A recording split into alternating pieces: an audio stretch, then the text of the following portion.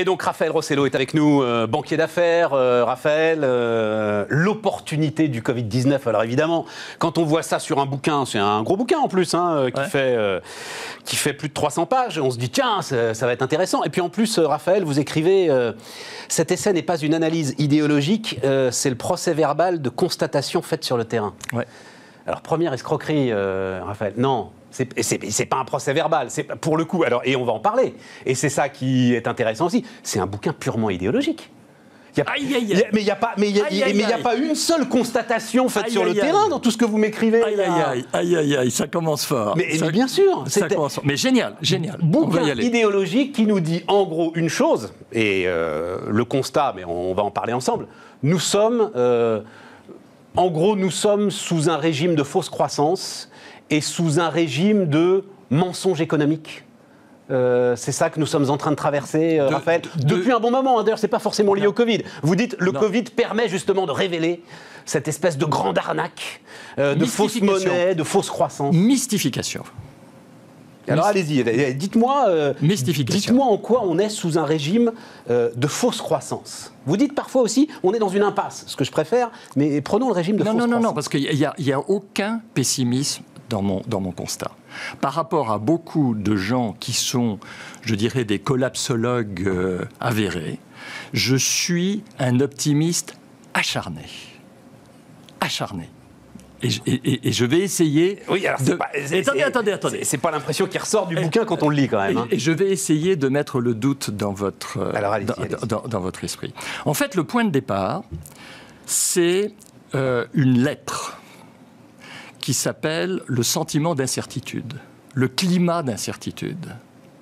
Et en 95, quand j'étais le petit prince des introductions en bourse, j'en ai fait une centaine, dont Bruno Van Rib. D'accord. Donc en 95 Entre 95, la bulle Internet, entre 95 et 2001. Okay. Et un grand avocat d'affaires m'arrête, on s'arrête dans la rue et me dit, mais comment est-il possible qu'il y ait une telle euphorie sur les marchés, les PME, c'était Euronext qui créait le nouveau marché, etc. Et, quand on écoute les gens, un sentiment d'incertitude. Et ce mot a marqué le début d'une interrogation que j'ai vécue entre New York et Paris en faisant des introductions en bourse de sociétés technologiques.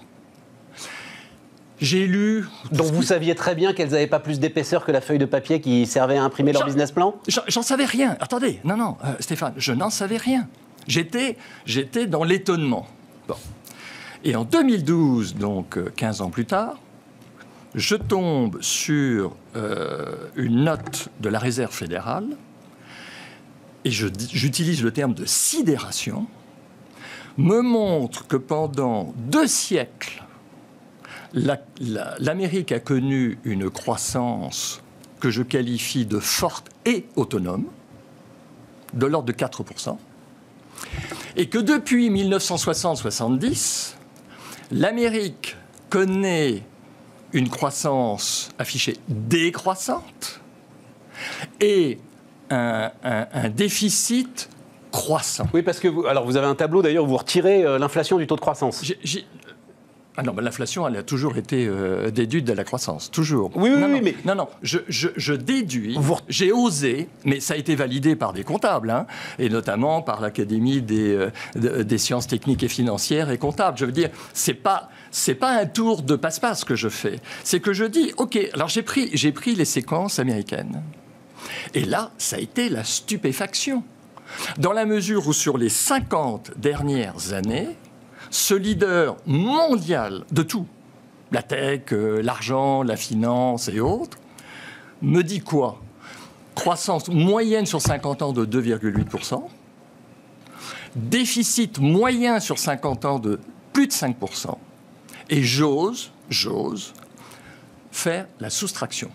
Voilà, c'est ça, c'est avec le déficit. Ce qui est le principe d'une croissance organique.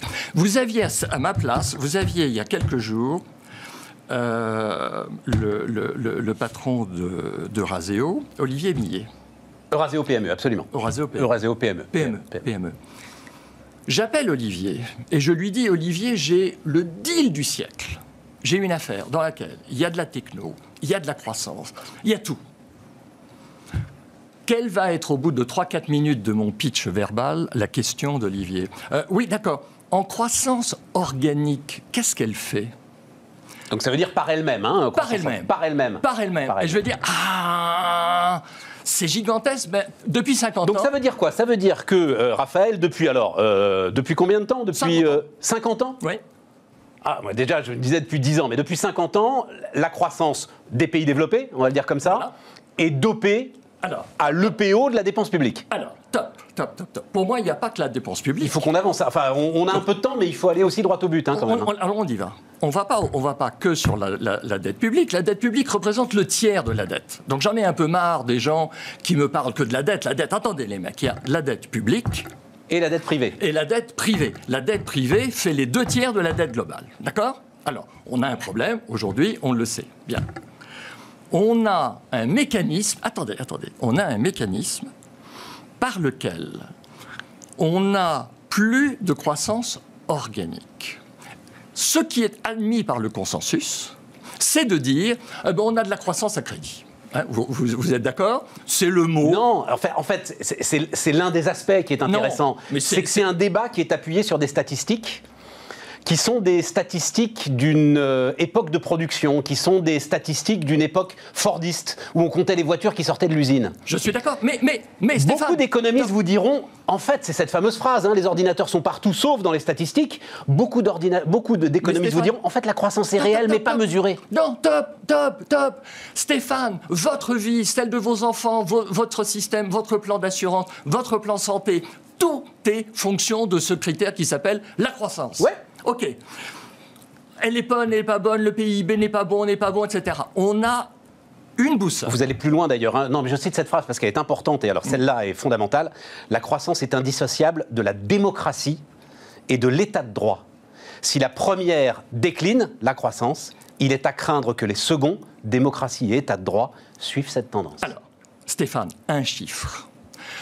Nous sommes... Alors, donc je me suis dit, mais quel est le germe, quel est le bacille souche de la croissance de ce truc-là? La croissance de la productivité. Elle s'est effondrée, en 60 ans, ok? Et tout le monde regarde dans la courbe que vous ne voulez pas que je montre à l'écran.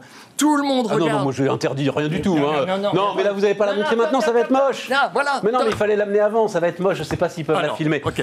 Mettez-la de. Voilà. Non, mais ce que je veux dire. Vous parlez d'un truc, hein. Non, attendez. Il fallait le montrer, hein.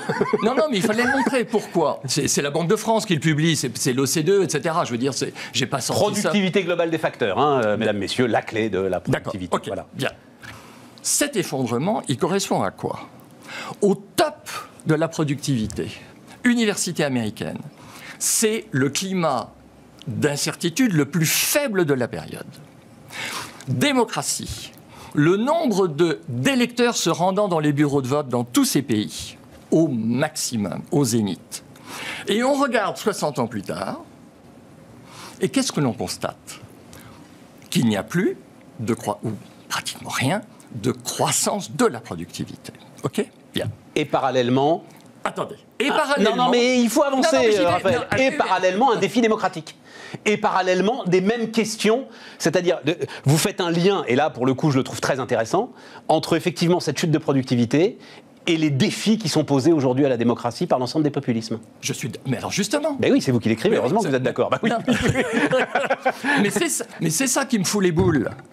C'est que du fait que mon discours soit considéré, soit sorti de son idée, simplement parce qu'on a peur. Mais non, c'est pas qu'on a peur. Mais si, on a peur de ne pas trouver de solution. C'est deux choses. C'est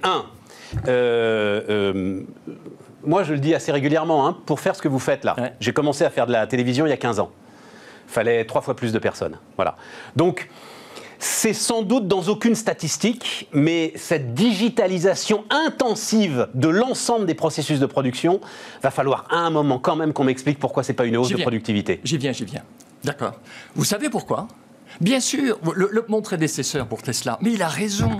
Je suis en train de travailler sur des biotech qui vont reprogrammer des cellules souches. Génial! Je suis en train de travailler avec des boîtes de nanotechnologie pour augmenter la performance de tous les écrans, etc. Génial! Oui, c'est passionnant. Alors. Mais ça n'entraîne plus la croissance telle qu'elle est mesurée. Telle qu'elle est mesurée. Qu'elle est mesurée. Eh bien oui, mais quand vous regardez les annonces faites par M. Bruno Le Maire, il vous dit la dette, je vais la payer parce qu'il va y avoir de la croissance. L'erreur de Sarko quand il a dit je vais aller chercher de la croissance avec les dents. Mais c'est pas à toi, bonhomme, d'aller la chercher. C'est à nous, c'est au peuple. Or, à partir du moment où cette courbe te démontre, c'est que tu n'es plus suivi. Et on arrive à au deuxième méga problème. C'est qu'étant donné qu'on ne veut pas envisager, je ne suis même pas en train d'essayer de vous convaincre, il m'a fallu 20 ans de recherche. 8, attendez, Stéphane, 8 ans pour admettre ce que je suis en train de vous dire. On ne veut pas envisager. On fait de la dette massivement. Massivement. À taux zéro. Mais et alors, on avait... Attendez, on serait au niveau de la dette globale. Je parle toujours de la dette globale. Au niveau de la dette globale du monde avant Covid, mais il y avait un problème sanitaire, mais il y avait plus de problèmes économiques. 25%, 30% de PIB, on s'en fout. On attaque la crise en étant entre 300 et 400%. Attendez, ça veut donc dire... Raphaël, c'est votre métier. Tout le monde s'en fout. Pas vrai. Tout le monde... Mais enfin, heureusement que tout le monde s'en fout. Ceux qui ne s'en foutent pas ont tort. C'est Olivier Blanchard, ancien chef économiste du FMI, l'écrit ce matin dans Les Échos. Voilà. Ne vous préoccupez pas de la dette. Eh bien, il est dans l'obligation, comme mon copain Arnaud Montebourg, il est dans l'obligation de faire plaisir aux gens. Non. Mais pourquoi ? Ok, mon ami, j'ai là un billet de 5 $. Vous savez ce qu'il y a sur le billet de 5 $? Ce document est une reconnaissance de dette publique ou privée. Vous me dites, ah non, on a monétisé, on s'en fout, tout ça, ça reste dans les banques. Ok ? Je déchire ces 5 €, ces 5 $. Et vous croyez que ça n'a aucun effet ? Mais vous ne les déchirez pas. Vos 5 $... On les annule. Mais non, vous ne les annulez pas. On les annule. On les annule. Donc la vitesse de circulation de la monnaie s'effondre. Donc je veux dire, vous êtes... Mais je sais, mes associés les plus jeunes me disent... Non, mais attendez, je ne comprends pas votre histoire d'annuler. Vous n'annulez rien du tout. Vous en imprimez massivement de la monnaie. Aucune n'est annulée. Et force est de constater que l'inflation n'est pas là et qu'on la cherche partout. Stéphane, la grand-mère de ma chère épouse était dans la Sarre pour le... Mais non, Attends, top. Elle m'avait donné un billet de 50 000 milliards de marques. Autre histoire, autre considération. Oui. Je suis complètement d'accord. OK. Eh bien, moi, je vous dis que ce bureau, qui vaut 1 000 €, un jour, il faudra le payer 1 million €. Oui, mais alors c'est là où... Et donc, qu'est-ce que je dis ? C'est le grand tort, je trouve, de votre bouquin, c'est que c'est déclamatoire. Non. Vous dites ça, mais appuyez sur quoi ? Où est l'inflation ? Alors, vous allez la chercher. Il n'y en a pas. Ah, mais dans votre bouquin, vous allez la chercher. Mais il n'y en a pas, on est dans un système déflationniste. Eh bien, pourquoi y en aurait-il tout à coup ? Pourquoi surviendrait-elle tout à coup ? Parce que vous avez deux inflations. Il y a 10 ans qu'on imprime massivement de la monnaie. Eh ben, continuez, mon ami. Mais continuez. C'est pas continuer, c'est quelle est l'alternative ? Alors, l'alternative... Parce que c'est ça le sujet de l'ensemble de ce... Tout le monde sera d'accord pour dire, comme vous l'écrivez, on est dans une impasse. Tout le monde sera d'accord pour dire, il y a quelque chose de fictif dans le système dans lequel on est aujourd'hui. Ouais. Absolument, on est tous d'accord. Quelle est l'alternative ? Alternative 1, l'admettre. D'accord, ok. 2, ok. D'accord. Oui, mais attendez, quand je vais chez un médecin, j'admets que je suis malade ou j'admets pas que je suis malade. J'entends ce point. Premier point, fondamental. 2, on peut jouer sur les horloges. Et on ne va pas rentrer dans le débat parce que ça serait trop long. 3. Attendez, mais juste un mot, ça veut dire quoi, jouer sur les horloges ? 3, attendez. Repousser la maturité de la dette ? Oui, mais ça c'est pour la dette. D'accord, mais également, puis c'est que notre cycle, d'un côté, il est accéléré dans l'univers que je représente. Il s'accélère, d'accord ? Les LBO qui étaient de 6 ans sont de 5, sont de 4. Oui, d'accord. OK. On ralentit. On sort de cette frénésie. On sort de cette frénésie. Hein. On passe d'un staccato à un adagio. Voilà, c'est tout aussi beau. Et on y arrive. 3. On prend conscience qu'en continuant, il faut... Parce qu'on mélange richesse et patrimoine. On confond que l'essentiel des populations n'ont pas de patrimoine et qu'eux sont dépendants de la production de richesses. Et mon alerte, c'est ce que j'appelle la rupture de la portance humaine. Et là, comment 74 millions d'Américains ont voté pour un fou? C'est là où... Bon, on va pas rentrer dans les détails du bouquin, ceux que ça intéresse, et je pense que c'est assez vivant quand même, donc iront le lire. Mais non, mais par exemple, à un moment, vous dites, alors, vous balayez d'un revers de main l'histoire du revenu universel. Ah, mais c'est pour moi l'horreur. L'horreur absolue. L'horreur absolue. Mais attendez, je vous condamne. Je vous condamne. Attendez, je vous condamne. Surtout, Stéphane, je vous paye un salaire. Vous avez 18 ans, jusqu'à votre mort. Surtout, foutez-nous la paix. Vous n'avez aucune utilité sociale. Mais vous imaginez ça? Pourquoi pensez-vous, alors on va pas rentrer dans un débat sur le revenu universel aujourd'hui, mais aujourd'hui, Raphaël, si vous faites le diagnostic que vous faites, c'est-à-dire une panne de croissance, cette panne de croissance d'un côté, deuxième aspect qui, alors là, très largement admis, problème de partage de richesses. C'est-à-dire, oui, le monde technologique amène sans doute à une concentration très très forte des richesses entre quelques mains. Si vous balayez d'un revers de main, c'est-à-dire vous refusez même, ces 3 lignes, vous refusez même d'y réfléchir, la question du revenu universel, je ne sais pas vers quelle voie vous allez aller pour trouver une solution. En tout cas, pas la voie qui est de dire, alors on ne va pas faire des robots qui font des pizzas, parce que c'est bien qu'il y ait des gens qui font des pizzas. Ouais. Par contre, on va faire des robots pour aider les chirurgiens, parce que... Mais c'est l'énormité. Mais vous allez me créer la commission, vous allez me créer la commission des robots utilisés. Mais pas du tout. Moi, je suis avec des patrons qui ne voient plus votre croissance. Et c'est dans le textile technique, et c'est dans la mécanique, et c'est dans le façonnage. Mais ça, on est d'accord, je veux bien. Et il faut l'admettre. Il ne la voit pas. Mais c'est là où les solutions, si vous voulez, l'alternative à ne pas essayer de maintenir la machine à coût effectivement d'endettement et de dépenses publiques, je ne sais pas ce que vous avez d'autre comme alternative. Voilà. Alors, l'alternative. Si vous admettez mon... Je sais, mais... alors, Stéphane, merci. Vous êtes la télé des audacieux. Je ne serai probablement pas réinvité sur ce plateau, mais... Attendez. Pourquoi? Non, mais parce que je savais... Débat, mais attendez. Mais je savais qu'en venant, et je vous remercie d'être rentré vif dans le sujet. Non, mais attendez. Soit il y a un débat, soit il n'y a pas de débat.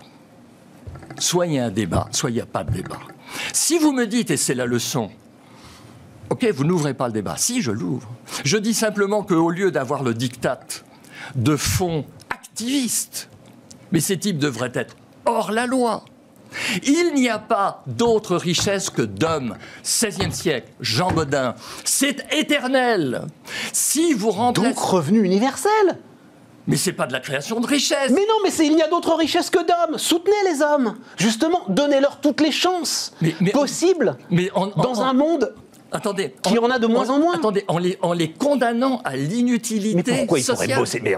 Pourquoi est-ce qu'un revenu universel vous empêcherait de bosser? Parce que je me réveille le matin, je vais chercher mon chèque à la banque. Mais non, parce que vous vous ennuyez, parce que vous avez envie d'en avoir plus, parce que... Non, l'un n'exclut pas l'autre. Mais encore une fois, c'est la façon dont vous balayez ça en 3 lignes. Pourquoi? C'est parce que je constate. J'ai été formé par un Suisse allemand. D'accord? Brillantissime, matheux, financier, etc. J'ai vécu dans un entourage alémant où je constate simplement, il y a une anecdote sur le français Doriot, qui a été prof